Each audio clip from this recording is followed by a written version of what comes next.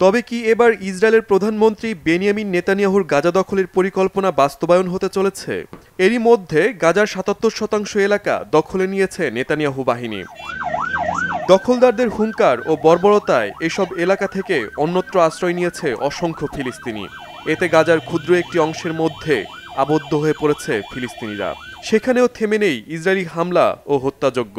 এমন পরিস্থিতিতে দখলদারি বন্ধে জাতিসংঘ ও আন্তর্জাতিক সম্প্রদায়ের দিকে তাকিয়ে আছে গাজাবাসী।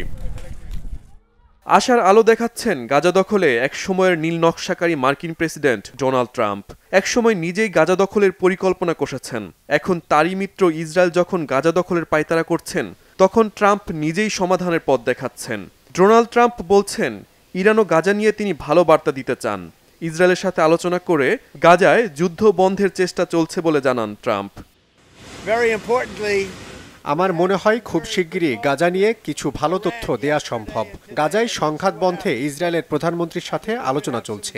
আমি মনে করি খুব দ্রুতই পরিস্থিতি নিয়ন্ত্রণে আনা সম্ভব। গাজা অবরোধ করে রেখে ইসরায়েলি বাহিনী মৃত্যুর মুখে ঠেলে দিয়েছে হাজারো ফিলিস্তিনি শিশুকে।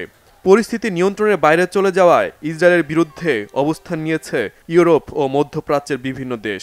নেতানিয়াহু প্রশাসনের বিরুদ্ধে চাপ প্রয়োগ করতে রবিবার মাদ্রিদে বৈঠক করেছে ইউরোপ ও আরব নেতারা। ইসরায়েলের বিরুদ্ধে নিষেধাজ্ঞার দাবি তুলেছে কেউ কেউ। ফিলিস্তিনিদের পক্ষে সংহতি জানিয়ে প্রতিবাদ অব্যাহত রেখেছে ইয়েমেনের হুতি যোদ্ধারা। ইসরায়েলের বেন গুরিয়ন বিমানবন্দর লক্ষ্য করে আবারও মিসাইল হামলা চালিয়েছে ইরান সমর্থিত গোষ্ঠীটি। তবে হামলা পুরোপুরি প্রতিহত করার দাবি করেছে ইসরায়েলি সেনারা। Shahid Arafat, Bangla vision news desk.